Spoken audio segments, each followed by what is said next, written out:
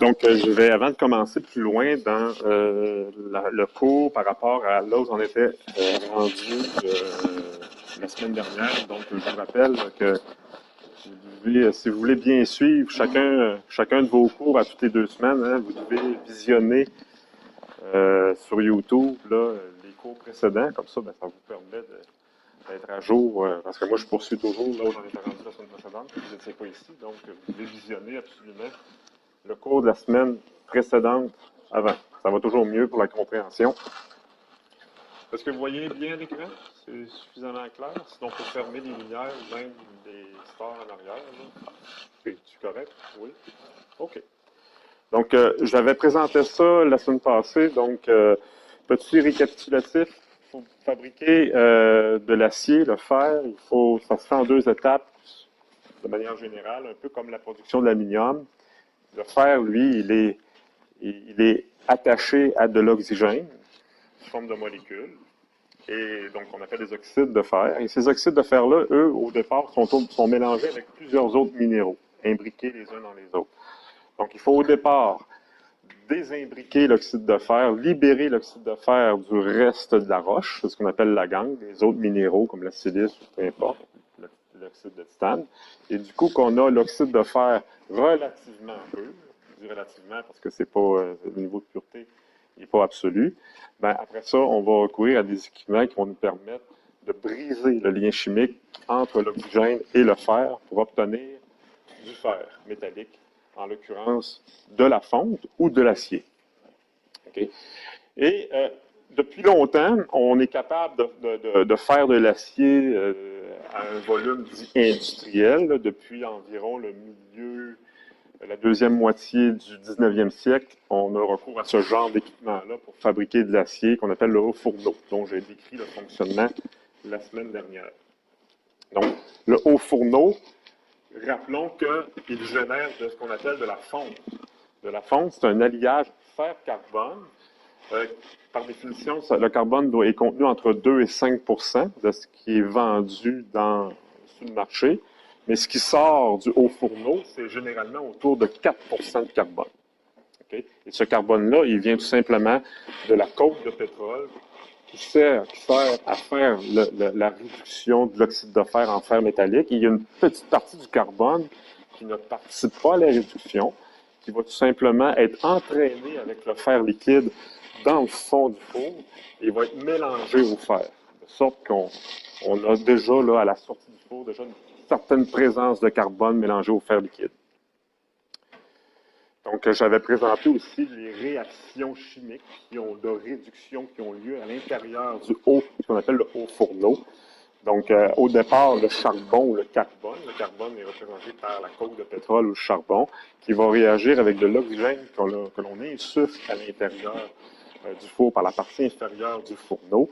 Ça va générer du monoxyde de carbone, c'est un autre gaz. Et ce monoxyde de carbone-là va monter à travers la charge de minerais, donc l'oxyde de fer, et le monoxyde de carbone, lui, c'est un oxydant. C'est-à-dire, lui, ce qu'il va faire, c'est qu'il va inciter les atomes d'oxygène qui sont au départ liés au fer chimiquement à finalement quitter les atomes de fer pour aller tout simplement se rajouter au monoxyde de carbone pour faire du dioxyde de carbone. Donc, il y a une première étape de désoxydation, où le terme exact, c'est plus réduction, c'est le contraire de l'oxydation. Désoxydation, donc, ça veut dire à peu près la même chose que dire réduction. Donc, une première étape de réduction de l'oxyde de fer pour générer un autre type d'oxyde de fer. Vous voyez, là, il y a moins d'oxygène dans cette molécule-là par rapport à la quantité de fer. Et ça va prendre d'autres monoxydes de carbone pour compléter le travail, donc arracher le dernier oxygène qui reste pour finalement obtenir le fer sous forme métallique, avec, à chaque fois, génération de dioxyde de carbone à la sortie du four. De sorte qu'on a une réaction globale qui décrit tout à fait ce qui se passe à l'intérieur du haut fourneau. Donc, en résumé, du charbon avec de l'oxygène, plus le minerai de fer, vous permet d'obtenir à la sortie du fer métallique, dans lequel il y a du carbone à mélanger à l'intérieur, plus du dioxyde de carbone. Donc, ça, je l'avais aussi expliqué la semaine passée, donc je ne reviens pas là-dessus non plus. Là, probablement où j'en étais rendu par rapport à la fin du cours de la semaine dernière, c'est ici. Il existe une variante du haut fourneau qu'on appelle le bas fourneau. Donc, c'est le contraire de haut fourneau. Le bas fourneau, c'est que c'est à peu près le même principe, c'est exactement les mêmes réactions chimiques, sauf que la forme du four, le four est horizontal. On utilise même ici le terme four horizontaux pour décrire l'équipement. C'est un équipement qui est plus moderne par rapport au fourneau. Donc, dans l'histoire, il est arrivé après le haut fourneau. C'est une amélioration du haut fourneau. Et la température nécessaire qui est élevée pour permettre les réactions d'oxydation et permettre aussi au fait qu'on ait de la fonte à l'état liquide, donc au-dessus de 1200 degrés C, ben, la différence par rapport au fourneau, c'est qu'ici, la température, elle est maintenue grâce à des électrodes qui sont plongées dans la charge, dans le dessus de la charge. Donc, cet équipement-là, il va être très utile dépendant du type de minerai qu'on utilise. C'est justement le cas au Québec. Il y a une minerai sur la côte nord qui s'appelle de l'ilménite. L'ilménite est un mélange d'oxyde de fer, bien entendu. Ça prend de l'oxyde de fer pour faire de l'acier, mais il contient beaucoup d'oxyde de titane. Et l'oxyde de titane, ça a des applications intéressantes. Donc, ça rentre dans la production des peintures blanches, entre autres.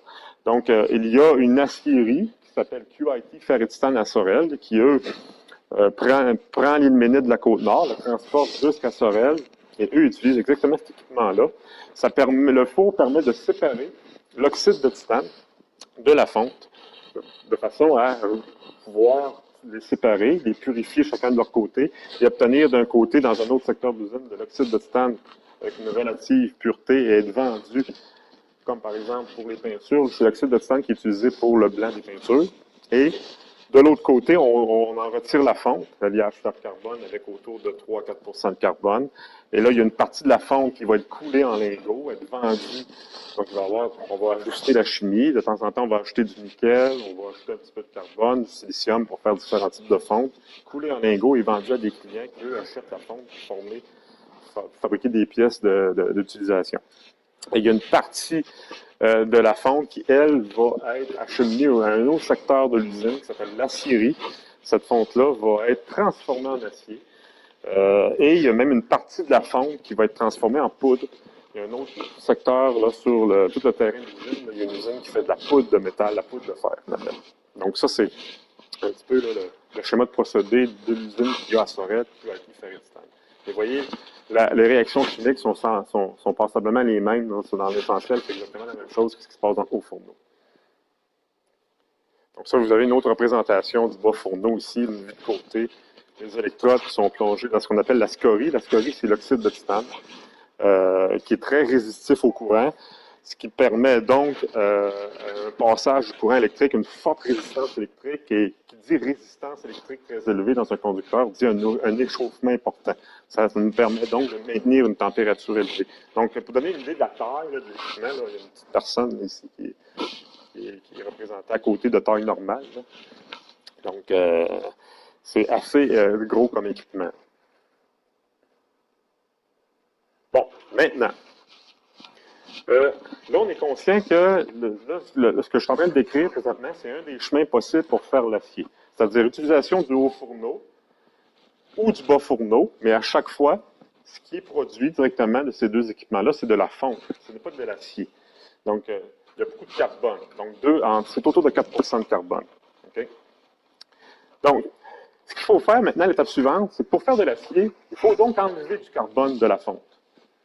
Donc, on veut passer de 4 de manière générale à 0,03, entre 0,03, parce que les aciers à plus faible teneur en carbone vont posséder autour de 0,03 c'est pas beaucoup.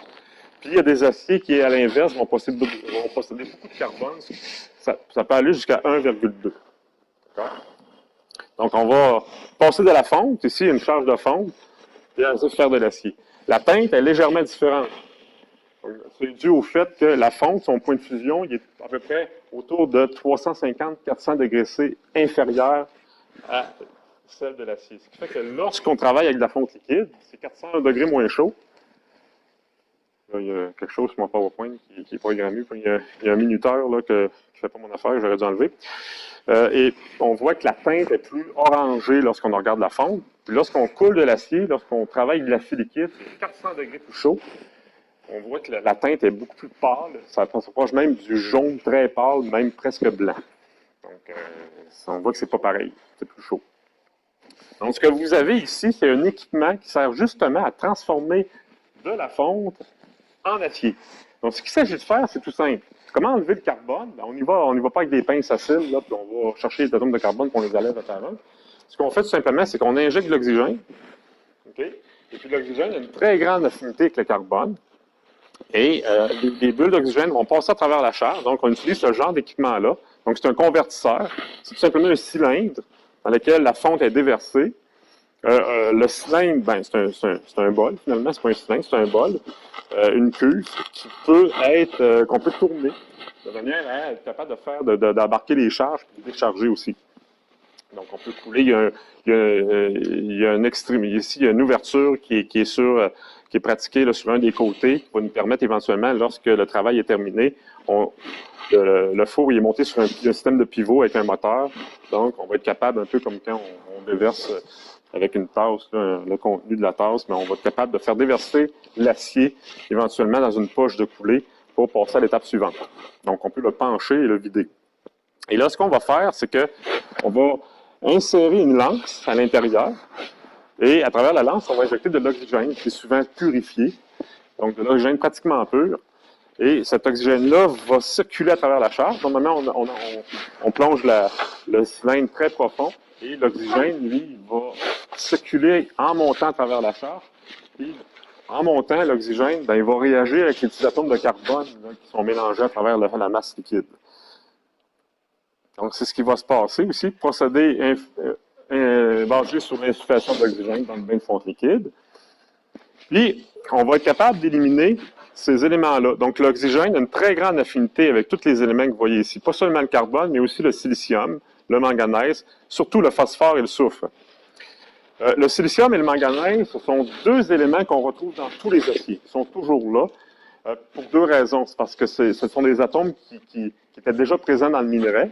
Ils vont déjà être là en tant qu'impuretés. Mais c'est des impuretés, oui et non, parce qu'ils ont une utilité dans le métal. Ils participent à la résistance de l'acier. Et aussi, c'est que leur présence permet de se débarrasser de certains éléments qui sont, eux, pas souhaitables dans l'acier, qui ne représentent que des inconvénients. En l'occurrence, le phosphore, P c'est phosphore, c'est le symbole chimique du phosphore, et S qui est le symbole chimique du soufre. Le phosphore et le soufre, ce sont deux impuretés dans les aciers, et s'ils dépassent une certaine concentration, ils vont rendre les aciers inutilisables. Je vais vous expliquer ça un petit peu plus tard tantôt. Et puis, en même temps, l'oxygène, lui, ce qu'il fait, c'est qu'il permet une certaine montée en température. Pourquoi? Parce que l'oxygène, quand il oxyde tous ces éléments-là, en l'occurrence le carbone, donc l'oxygène va réagir avec le carbone, puis il va oxyder le carbone dans l'acier pour former du CO2. Donc, encore, le CO2 est gazeux. Comme le carbone va être évacué de la charge de cette façon-là. Il s'agit d'insuffler de l'oxygène suffisamment longtemps. Donc, progressivement, le teneur de carbone va baisser, passer de 4, 3, 2, 1. Puis après ça, ben, si on veut faire un acier contenant 0,5 carbone, ben, on va insuffler de l'oxygène jusqu'à temps qu'on ait 0,5 carbone. Tout simplement. Et cette réaction-là dégage beaucoup de chaleur. C'est une réaction de combustion. Donc, quand vous faites brûler du bois d'un foyer, c'est exactement ça qui se passe ici. Parce que le bois est constitué à 90% de carbone. Donc, quand vous brûlez du bois, vous brûlez du carbone, puis ça fait du CO2, puis ça fait de la vapeur d'eau, parce qu'il y a de l'hydrogène dans le bois. Mais ça dégage, vous savez, quand vous faites un feu de foyer, un feu de camp, ça dégage beaucoup de chaleur. C'est exactement ce qui se passe ici. Même chose avec les autres éléments. Une réaction d'oxydation, généralement, c'est exothermique, ça dégage de l'énergie, ça dégage la chaleur. Et puis là, ben, ça va permettre aussi, en fait, que la température de la charge, au fur et à mesure qu'on va décarburer ou oxyder les impuretés, ça va débarrasser du phosphore, parce que le phosphore au soufre aussi va se faire oxyder par l'oxygène. Okay, puis on va réussir à s'en débarrasser de cette façon-là aussi. Ben, au fur et à mesure, ben, la température de la charge augmente. Parce que l'acier, quand il perd du carbone, son point de fusion, il augmente. Donc, pour éventuellement prendre un point de fusion qui va tourner autour de 1550 degrés C, 1600 degrés C. Fait qu'on va s'arranger qu'à la fin, la température soit à 1600. Donc, cette augmentation de température-là est assurée par le caractère exothermique des réactions d'oxydation. Et puis, au final, ben, quand on a terminé, ce qu'il faut faire, c'est tout simplement déverser le métal. Tout l'équipement ici, là, il est amovible, c'est-à-dire sur un pivot, on va pouvoir pencher la cuve ou le four, puis on va faire déverser l'acier dans une poche de coulée qui, elle, avec un pont roulant, va être transportée ailleurs dans l'usine pour une autre étape. Donc ça, c'est le convertisseur. Pourquoi convertisseur? Parce qu'on convertit de la fonte en acier. C'est pour ça qu'on utilise le terme convertisseur. Ça, ici, vous avez un résumé maintenant de la production d'acier, la vieille méthode, disons qu'on pourrait appeler. Donc, ça part du minerai. On va aller concentrer, on va aller obtenir un concentré à partir de la roche, le minerai, pour obtenir de l'oxyde de fer d'une certaine pureté. Donc, on a les boulettes d'oxyde de fer, comme je l'ai expliqué au cours précédent. Et ensuite, ces boulettes d'oxyde-là vont alimenter le haut fourneau ou le bas fourneau, comme on l'a vu, pour obtenir de la fonte. Et puis, cette fonte-là, si on veut faire de l'acier, ben, il faut que cette fonte-là soit incorporée dans l'équipement qu'on vient de voir précédemment, en l'occurrence le convertisseur, pour subir de la conversion et être transformé en acier. Puis, il va subir des étapes suivantes. Bien entendu, le procédé génère des déchets, parce que éventuellement, ce qu'on ne veut pas, ça va se ramasser sous forme de scorie. Le scorie, ce sont les autres oxydes ou les impuretés que j'ai réussi à me débarrasser, qui, eux, vont être acheminés vers le pack à résidus. Donc, et il y a aussi, normalement, le monoxyde de carbone, ici, on s'en sert dans l'usine parce que c'est un gaz qui contient de l'énergie, fait qu'on peut l'utiliser pour faire fonctionner d'autres équipements, chauffer d'autres équipements. Éventuellement, ça va tout être généré en CO2, libéré dans l'atmosphère. Donc, libérer le fer des oxydes de fer, c'est ce qu'on vient de réussir à faire. Ça en va vers une autre. Il existe aussi un procédé plus moderne et moins polluant qui permet d'obtenir directement du fer presque pur à partir du concentré de fer. Donc, plus récemment, et là je parle des années 70, on a développé une nouvelle recette, je voudrais dire une nouvelle façon de faire de l'acier. Donc, la recette est presque la même, vous allez voir à quelques différences près. Mais le travail, en tout cas, c'est encore ici, une des différences, c'est que, vous voyez ici, vous avez le minerai de fer, l'oxyde de fer en boulette. Donc, ça part du même, la source, la matière première demeure la même, l'oxyde de fer exactement identique. Mais on va obtenir, le procédé permet directement d'obtenir l'acier. C'est l'acier. Oui, non, du fer pur. Donc, le procédé, il ne permet pas de faire, autrement dit, on évite de faire de la fonte. Si on ne veut pas faire de fonte, dans la vieille méthode, ce qu'on doit faire, c'est aller chercher la fonte avec le haut fourneau, comme on a vu. Puis après ça, on a besoin de convertir. Donc, on a besoin d'un équipement supplémentaire, en l'occurrence, le convertisseur. Mais cette technologie-là évite l'utilisation du convertisseur parce que la réduction donne directement du fer métallique presque pur, sans de carbone à l'intérieur, ou pratiquement pas de carbone, ou très, très, très peu. Donc, ce procédé-là, j'ai oublié de le mentionner avant de changer de diapo, ça s'appelle le procédé par réduction directe, communément appelé aussi le procédé Mirex. Ce procédé-là est utilisé au Québec dans une autre aciérie, donc il y a l'aciérie de Sorel, QIT, Ferretistan, dont je vous parlais tout à l'heure, mais pas loin, un petit peu plus loin, à quelques dizaines de kilomètres vers Montréal, il y a Contrecoeur, où il y a la compagnie Mittal, qui ont une aciérie qui utilise cette technologie-là, une technologie plus récente. Donc, en quoi ça consiste de manière plus détaillée? C'est que, au contraire du haut fourneau et du bas fourneau, on va utiliser comme agent réducteur, parce que pour faire du métal à partir d'un minerai, ça prend toujours un agent réducteur, un produit qui va inciter, finalement, nous permettre de détacher l'oxygène du métal. Dans le haut fourneau, bas fourneau, c'était le charbon, le pétrole, le carbone, ou la coke de pétrole. Ici, on utilise du monoxyde de carbone et de l'hydrogène, qui sont deux gaz qui ont un caractère aussi réducteur. Ils vont être capables de réduire le minerai, l'oxyde de fer. Alors, ce sont des gaz réducteurs parce qu'ils arrachent l'oxygène de l'oxyde de fer, permettant à l'atome de fer de devenir métallique selon les réactions suivantes. Donc, c'est exactement le même principe, sauf qu'au lieu d'utiliser du carbone pur, on utilise à la fois du monoxyde de carbone et de l'hydrogène. Donc, dans les deux cas, il va y avoir une réaction de réduction. Donc, le monoxyde de carbone, cette réaction-là, on l'a vu dans le haut fourneau, parce qu'on avait dit que le carbone se transforme en oxyde de carbone qui, lui, réduit l'oxyde de fer. Donc, il va se passer à peu près la même chose, mais le monoxyde de carbone, lui, il ne vient pas de la combustion du charbon. Donc, oxyde de carbone, et là, il va y avoir première étape de réduction avec génération de dioxyde de carbone. L'hydrogène gazeux, lui, va faire le même travail. Lui aussi est capable d'arracher des atomes d'oxygène, mais cette fois-ci, lui, en s'oxydant, il vient de la vapeur d'eau. Et puis là, on va compléter la réduction dans une deuxième étape pour finalement avoir production de fer métallique presque pur avec génération de dioxyde de carbone et de vapeur d'eau. Oui.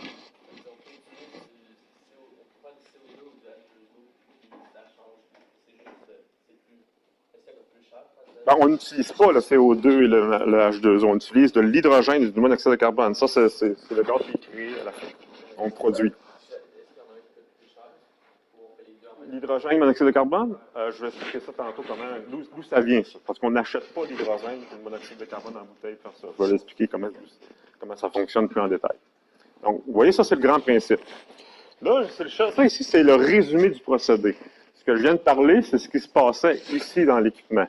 Donc, je vais présenter par un carré. Tantôt, je vais vous montrer une représentation un petit peu plus réelle, réaliste de l'équipement de réduction qui fait ce travail-là. Mais ici, vous avez le cheminement un petit peu, là, un peu plus de manière très sommaire. Donc, on part de boulettes d'oxyde de fer, qu'on incorpore ça dans l'équipement dans lequel on a vu que les réactions se produisaient. Donc, il va se passer la réduction d'oxyde de fer en injectant les gaz réducteurs, qui sont le monoxyde de carbone et l'hydrogène, à l'intérieur de l'équipement. Et on va produire des boulettes de fer métalliques. Okay? Donc, autre chose à remarquer, mais ça, je vais le mentionner, c'est que l'autre principale différence par rapport aux technologies plus anciennes, c'est que les réactions ne se font pas à l'état liquide. Okay? Le minerai reste sous sa forme de boule d'oxyde de fer pendant la réaction de réduction et elle se transforme en fer solide. Donc, la boulette d'oxyde de fer se transforme en boulette de fer métallique. Donc, contrairement à tout à l'heure, on avait une réaction gaz liquide dans les hauts fourneaux et bas fourneaux. Cette fois-ci, on a une réaction gaz solide. Donc, ça, c'est un autre avantage. Je vous expliquerai pourquoi un petit peu plus loin. Et puis, le dioxyde de carbone et la vapeur d'eau qui est créée, elle est récupérée pour refaire l'hydrogène et le monoxyde de carbone dans un autre équipement qui s'appelle le reformage. Donc, on va reconstruire, on va refaire. Donc, on n'achète pas l'hydrogène et le monoxyde de carbone. On le fabrique à partir des gaz résiduels, en l'occurrence le dioxyde de carbone et la vapeur d'eau. Mais, pour refaire du monoxyde de carbone et d'hydrogène, ça prend du méthane. Donc, il va falloir acheter des bouteilles de méthane. Donc, ce pas des petites bouteilles qu'on achète, c'est des grosses citernes. Là. Donc, du gaz naturel, autrement dit. Donc, qui va servir à refaire les gaz. Et il y a une portion du gaz carbonique, parce que ce n'est pas tout le gaz carbonique et la vapeur d'eau qui va être utilisée. Il y en a une portion dont on n'a pas besoin qui va être relâchée. Donc, ici, vous avez de manière un peu plus détaillée le processus du procédé Minerex. Donc, c'est un four cylindrique, un peu comme le convertisseur, mais une forme plus allongée, plus mince. Et puis là, c'est par la partie du haut qu'on va déverser le minerai, donc l'oxyde de fer. On va injecter les gaz réducteurs dans la partie centrale. Et puis, progressivement, on ajoute le minerai sans arrêt. C'est un procédé en continu, ça n'arrête jamais. C'est un peu comme si l'équipement était un tube ici. Fait qu'on déverse le minerai, il descend, puis en descendant, il se transforme progressivement en fer métallique, puis il finit par sortir par la partie inférieure du four. Donc, ça n'arrête jamais, c'est un continu. Okay. Donc, et les gaz, le CO2 et la vapeur d'eau, elles sont acheminées, elles sont renvoyées. J'envoie la petite image ici. Donc, oui, les gaz, hydrogène, monoxyde de carbone, eux, sont injectés dans la partie centrale du four. Soit dit en passant, les boulettes métallisées, parce que c'est des boulettes de fer qu'on obtient, l'état solide, dans le milieu, on appelle ça du pré-réduit. Du pré-réduit, ce sont des boulettes de fer métallisées. La température des gaz réducteurs, c'était chauffé à 850, donc c'est chauffé, ça rentre à 850 degrés C, donc c'est extrêmement chaud. Ensuite, le CO2 et la vapeur d'eau, progressivement, l'hydrogène et le monoxyde de carbone, comme on l'a vu, va se transformer, va aller réduire les boulettes d'oxyde de fer et donc se transformer en CO2 et en vapeur d'eau. Ça va sortir par la partie supérieure du four. Et puis là, on va récupérer. Donc, on va récupérer de la chaleur, entre autres. On va se servir de cette chaleur-là pour faire fonctionner le reformage. Et il y a une partie du CO2 et de la vapeur d'eau dont on ne s'en servira pas. Okay? Parce que ça prend de l'énergie pour reformer de l'hydrogène du monoxyde de carbone. Donc, cette énergie-là, on va la prendre où? À travers l'achat de gaz naturel, le méthane, dont la composition chimique, c'est encore des atomes de carbone et d'hydrogène. On va faire brûler puis on va le remélanger à une partie du monoxyde de carbone et de la vapeur d'eau qu'on a récupérée. Donc, quand on brûle du méthane, ça donne du monoxyde de carbone et de l'hydrogène si on contrôle très bien les paramètres. Donc, on va refaire du nouveau H2, du nouvel hydrogène, puis du nouveau monoxyde de carbone. Puis on va le mélanger avec une partie du monoxyde de carbone, d'hydrogène, du CO2 et de la vapeur d'eau, c'est-à-dire qui vient du four. Puis après ça, on va injecter ça dans un système qui s'appelle le reformeur. Et puis là, on va obtenir que de l'hydrogène et que du monoxyde de carbone mélangé, sans vapeur d'eau, sans dioxyde de carbone, et qu'on va réinjecter dans le four. Donc, c'est ça. Donc, la majeure partie du CO2 et la vapeur d'eau est récupérée pour générer les gaz réducteurs dans un reformeur. Et voilà.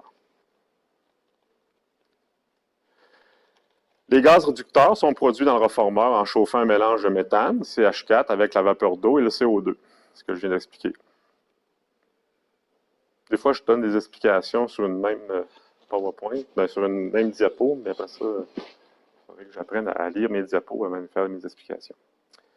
Donc, à la place du charbon et du pétrole, le procédé Midrex permet l'utilisation de gaz naturel, souvent moins cher et plus propre.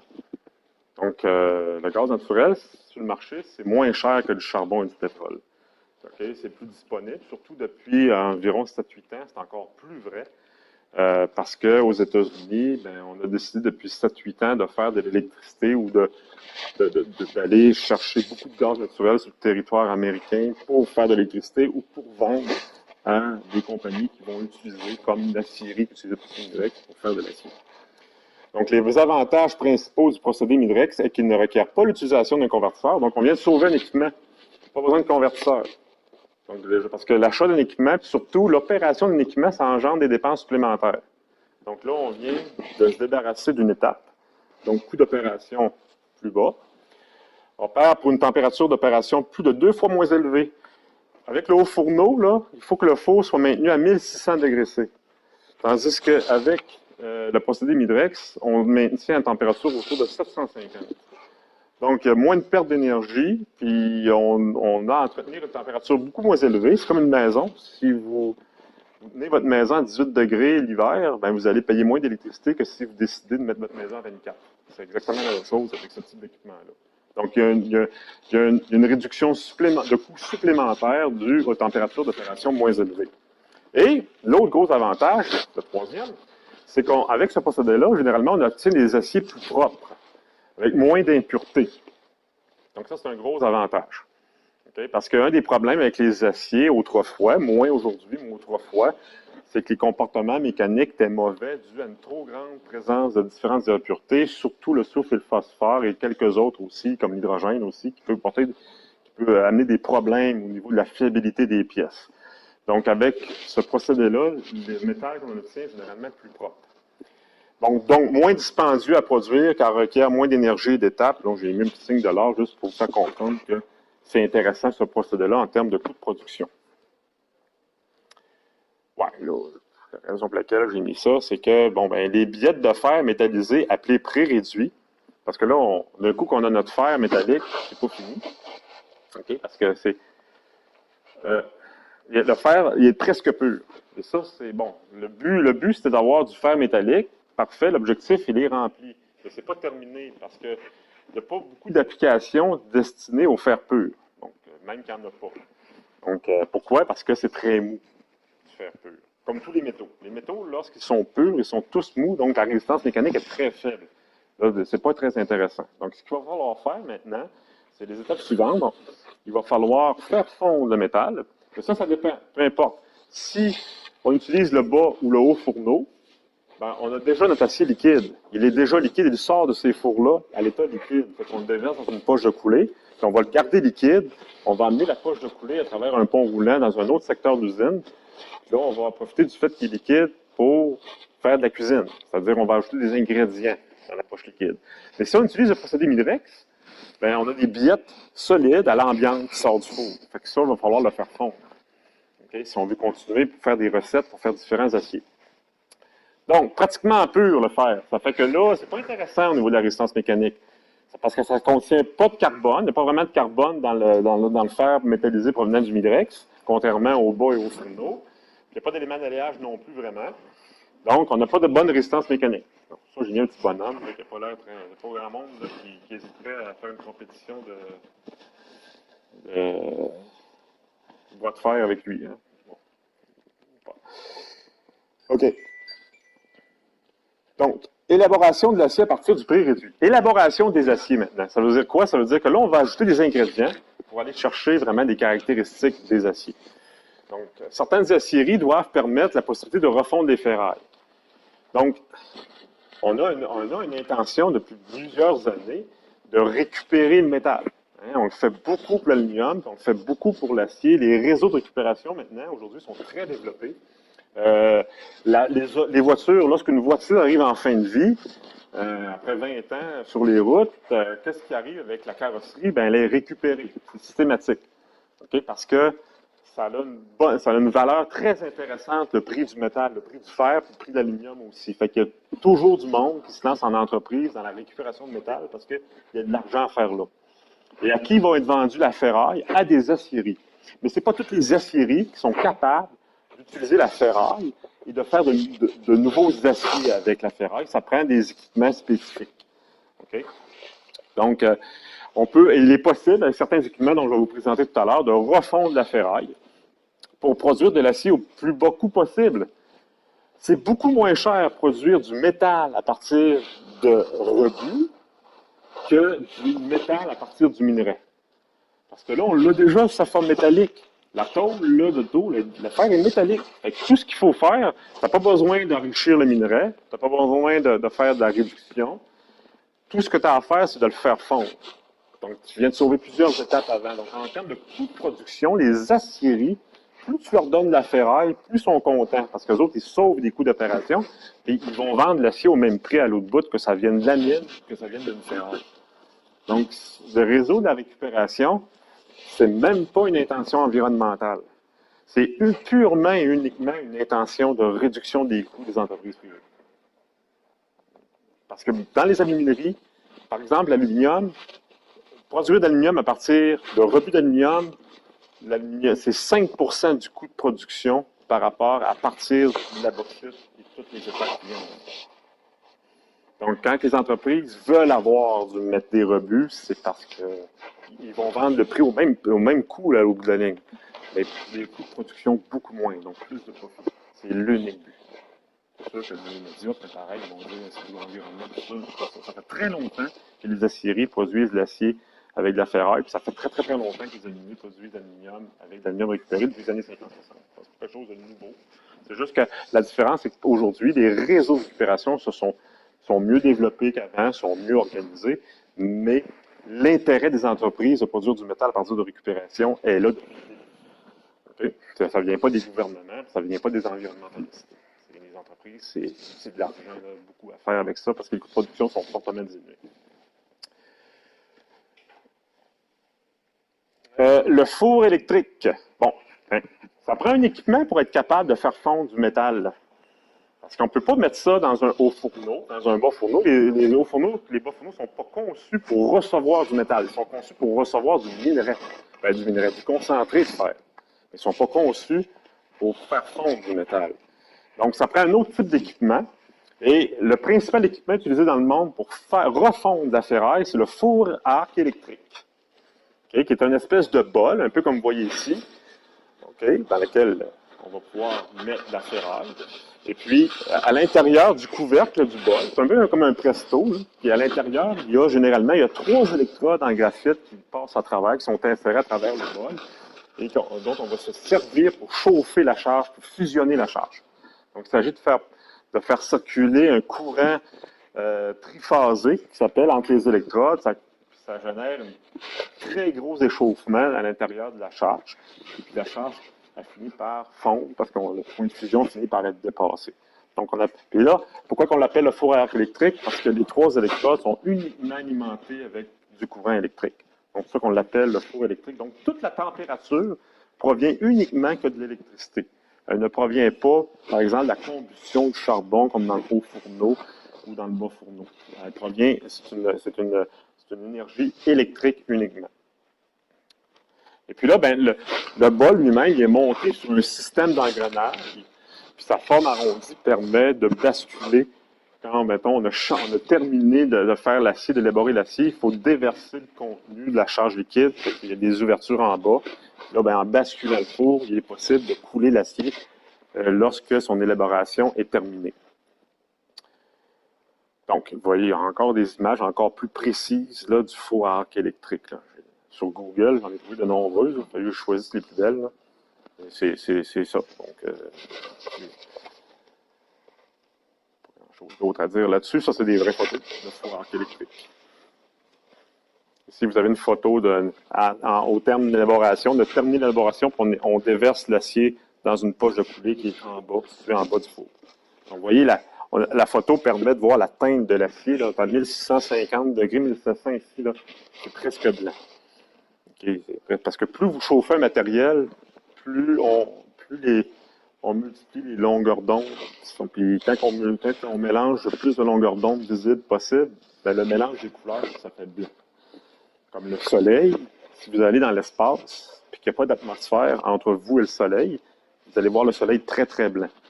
Mais ici, au sol, on a plus l'impression qu'il est jaune pâle, pas tout à fait blanc, parce qu'on perd quelques longueurs d'onde. Il y a quelques longueurs d'onde qui, eux, n'arrivent pas directement à votre œil, qui sont diffractées dans le ciel, ce qui donne la couleur bleue au ciel. Donc, la teinte jaune pâle du soleil, c'est comme blanc moins le bleu du ciel. Ça donne jaune pâle. Ben, ça ressemble un peu à ça, l'acier liquide, à peu près la même teinte là, que le soleil, là, vu à notre niveau ici. Donc, maintenant, l'acier, il y a différentes sortes d'acier. Hein. Éventuellement, la semaine prochaine, là, je vais avoir le temps de voir avec vous toutes les familles d'acier qui existent. Donc, il y a une très grande variante d'acier. Il y en a des centaines différents, puis ça se distingue de par quel élément d'alliage, dans quelle concentration on les retrouve. Donc, les combinaisons sont très nombreuses. Donc, mais avant, il y a des étapes à faire. Tantôt, je parlais du phosphore. Le phosphore est très nuisible dans l'acier. Il faut devoir s'en débarrasser. Donc, la première étape, généralement, quand on a l'acier en fusion dans le four à arc électrique, la première chose à faire, c'est qu'on va déphosphorer. Et comment on fait ça? En injectant de l'oxygène. Donc, on va injecter de l'oxygène dans la charge avec une lance à oxygène. Et puis, l'oxygène, lui, a une grande affinité avec le phosphore. Puis, il va partir avec le phosphore. Le phosphore, on va pouvoir l'enlever. Donc, ça va faire un acide. Je ne veux pas être trop détaillé dans le cours, c'est un cours d'initiation. C'est sûr que si je donne un cours de fabrication d'acier à mes étudiants en métallurgie, il va plus en détail. Mais ça fait un oxyde de phosphore. On appelle ça de l'acide phosphorique. Celui-là, il ne devient pas un gaz. Il va tout simplement monter dessus de la charge, il va flotter. Et après ça, ben, on va racler pour pouvoir le ramasser. C'est comme ça qu'on se débarrasse du phosphore. Donc, pourquoi il faut se débarrasser du phosphore précisément? Parce que s'il y a trop de phosphore dans l'acier, on n'a pas besoin de l'enlever au complet. Il faut juste s'assurer qu'il y en a en bas d'une certaine teneur. Okay? Si on arrive à le réduire à une certaine teneur très faible, il ne dérangera plus l'acier. Pourquoi? Parce que ça rend l'acier fragile. Donc, s'il y a trop de phosphore dans l'acier se comporte un peu comme de la céramique. Donc, c'est pas très intéressant. Okay? Donc, perd sa capacité de résister au choc en service. Donc, ça, c'est pas souhaitable, bien entendu. Ensuite, la deuxième étape, c'est l'affinage. L'affinage, consiste à quoi? L'affinage, c'est la suite de la déphosphoration. C'est que là, on va enlever d'autres choses. Il peut arriver qu'il y a trop de chrome, ou trop de manganèse, ou trop de vanadium, ou trop de tungstène. On va être capable, à l'accident, de tout enlever ces éléments-là qui sont trop concentrés dans la charge qu'on a fondue. On va enlever aussi du carbone. Pourquoi il faut là, tantôt, j'ai dit qu'il faut mettre des éléments d'alliage. Puis là, je suis en train de dire qu'il faut en enlever. Parce qu'au four électrique, souvent, les aciéries, ils vont prendre différentes ferrailles de ce qu'ils ont. Ils vont fondre, mettons, 80, 100 tonnes d'acier dans le four. Et cette charge-là, elle est destinée à un client qui veut un alliage bien précis. Donc, si l'aciérie a comme stock de ferraille, par exemple, il y a un lot où c'est des aciers contenant une certaine concentration en chrome, puis qu'il l'utilise pour fondre l'acier, puis que le client qui va acheter la charge que je suis en train de faire, l'acier doit contenir moins de chrome, il faut que j'ai la possibilité, comme acieriste, de m'en débarrasser, de l'enlever, ce surplus de chrome-là, par exemple. Donc, il y a moyen de le faire. Donc, l'étape où je dois enlever certains éléments d'habillage qui sont trop concentrés par rapport au lot que j'ai utilisé pour faire ma charge, ben, c'est possible de le faire. Ça se fait exactement de la même façon que la déphosphoration. C'est-à-dire, encore une fois, on injecte de l'oxygène. Ces éléments-là ont toute une bonne affinité avec l'oxygène pour transformer en oxyde, fait qu'on les oxyde. Et puis, ces oxydes-là, ben, ils vont flotter. Ils ne deviennent pas des gaz, à part le carbone. Lui, il va devenir un gaz, on va faire du CO2. Et les autres éléments, les oxydes de manganèse, oxyde de chrome, oxyde de vanadium, par exemple, ils vont flotter sur le dessus de la charge. Après ça, on va racler le dessus pour enlever tout ça. C'est comme ça qu'on arrive à abaisser la teneur des éléments qui sont trop concentrés en vertu de l'alliage qu'on veut obtenir à la fin. L'étape suivante, d'un coup qu'on a fait ça, on va désoxyder. Parce que l'étape précédente, on oxydait. Il y a beaucoup plus d'atomes de fer dans la charge que des autres éléments. Mais le fer aussi se fait oxyder quand j'insuffle l'oxygène. Et ça, ben, c'est pas souhaitable, mais ça se passe. Okay? On n'a pas le choix. C'est comme faire une omelette sans casser des œufs. Si je mets de l'oxygène dans le métal pour me débarrasser du chrome, par exemple, ben, veux pas, il y a des molécules d'oxygène qui vont faire à leur tête. Ils ne voudront pas aller oxyder le chrome, ils vont oxyder les atomes de fer. Bon, ça va se passer, veux pas. Donc, là, il faut réparer ça. Donc, il faut réparer les dommages, donc l'oxydation du fer, de l'étape précédente. On fait ça à la désoxydation. Donc, ce qu'on va faire, c'est qu'on va ajouter de l'aluminium et ou du silicium métallique, donc l'aluminium métallique dans la charge, pour désoxyder. Donc, l'ajout d'oxygène a entraîné la formation d'oxyde de fer dans la charge, donc de l'oxyde de fer, FeO, dont la présence gênerait la performance des étapes de transformation ultérieures et engendrerait des défauts tels les porosités dans les lingots. Donc, si on tolère trop d'oxygène dans l'acier, on va produire des lingots de piètre qualité, avec des porosités, des fissures, parce que l'oxygène va rester emprisonné dans l'acier, il va rester emprisonné sous forme de gaz.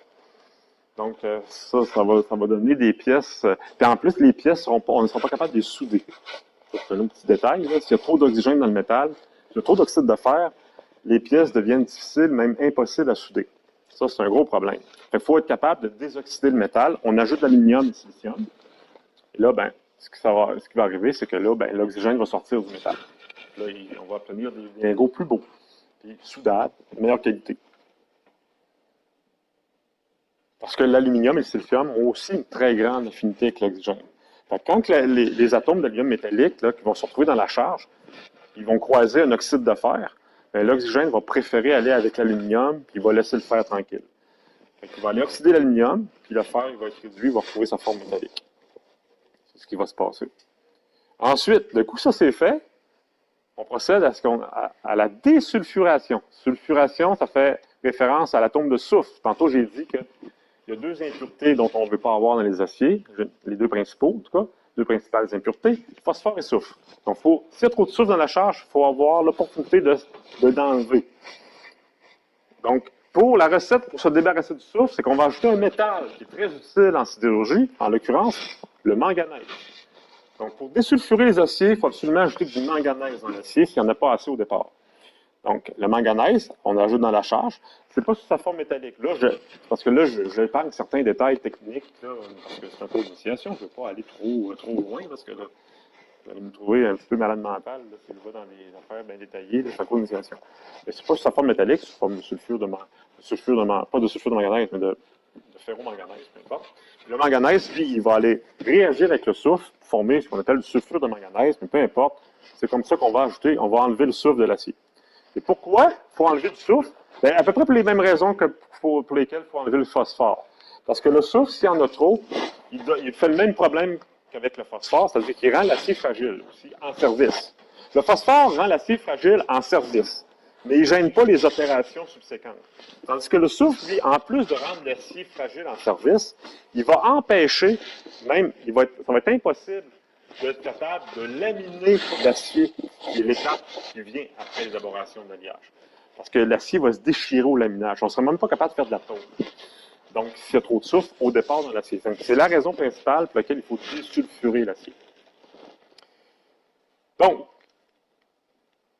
et après tout ça, tout ce qui reste à faire, il faut se rappeler que cette charge-là est prévue pour un client qui veut avoir tel alliage bien précis, qui va contenir un certain pourcentage bien précis de nickel, de chrome, de manganèse, de carbone.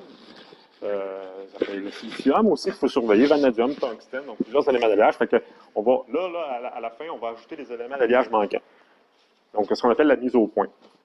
Donc, pour obtenir le bon acier.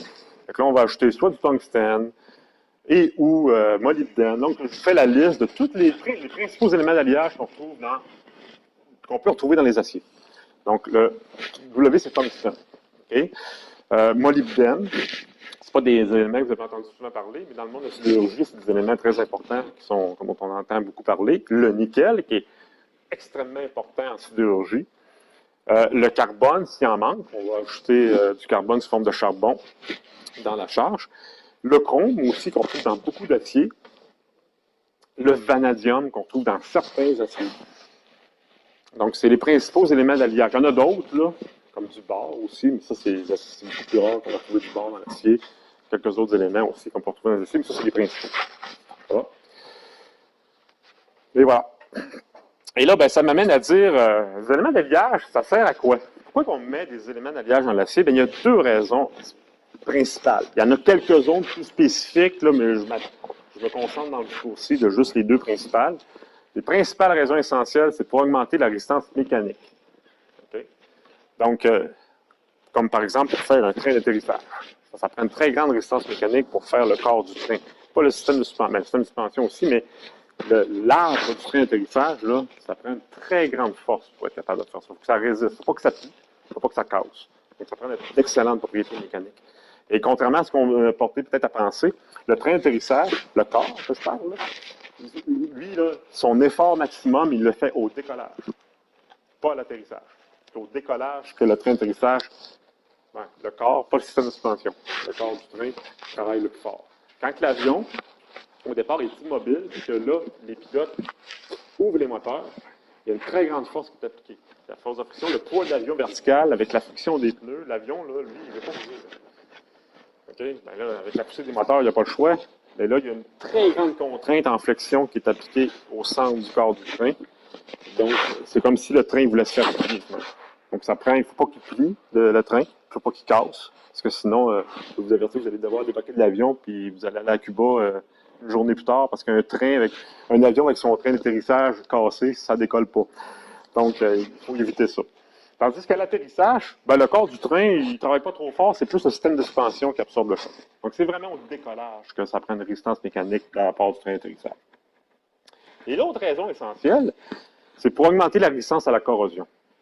Une des faiblesses du fer, par rapport à beaucoup d'autres métaux, c'est une résistance à la corrosion en milieu humide faible. Étant donné qu'on vit dans un milieu très humide, la Terre, il y a beaucoup d'eau partout dans l'atmosphère, donc des aciers, à travers l'utilisation des véhicules, d'autres types d'utilisation, l'acier est souvent exposé à de l'eau et de l'humidité, c'est sa faiblesse, c'est un petit peu son talon d'Achille en termes de résistance à la corrosion. Bien, on peut ajouter des éléments qui vont renforcer cette résistance à la corrosion. Là, bien, un exemple classique, j'ai mis une fourchette. Une fourchette, c'est un exemple d'acier dans lequel on a mis beaucoup d'éléments d'alliage pour avoir une très grande résistance à la corrosion. Ici, c'est pour des raisons d'hygiène, okay? Parce qu'on ne veut pas manger avec des fourchettes rouillées, c'est pas très bon pour la santé. Okay? Donc, c'est rare qu'on voit des fourchettes rouillées. Quand on voit des fourchettes rouillées, c'est parce qu'on a créé des conditions spécifiques pour qu'elles rouillent. Lorsqu'on utilise normalement une fourchette là, de manière normale en cuisine, qu'on la lave dans le lave-vaisselle normal, avec du savon normal, avec de l'eau normale, bon, elle n'est pas censée se corroder, puis elle n'est pas censée démontrer présence de rouille. Et voilà. Ça, c'est les deux raisons pour lesquelles.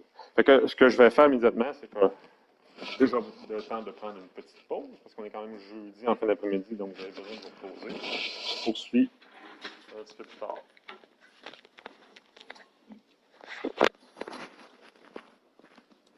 Donc, 10 minutes de pause.